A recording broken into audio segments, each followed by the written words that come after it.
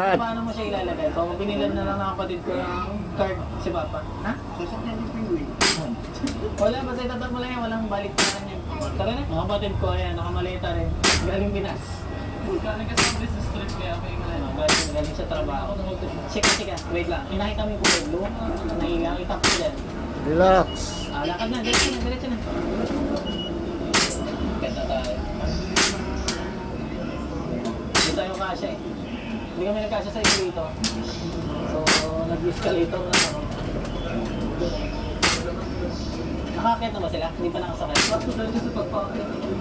Sobrang nakakakit. Nag-iisa sa kabila. Focus station. Kasi sobrang daming line. Sobrang daming pwedeng sakyan na klase ng train dito. Kaya, marami kang chance malikot. Nakasakay na kayo sa train na malapit sa amin. So, ito na lang, tumulong sa akin namin. Tapos ang gula kami sa bahay. Medyo pagod na ako.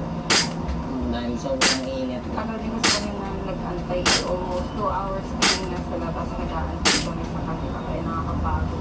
Kasi kay Carl, yung gusto mo kainin. Sushi. Kaya siya, uwi na kami. Bahala naman ako. Yan na.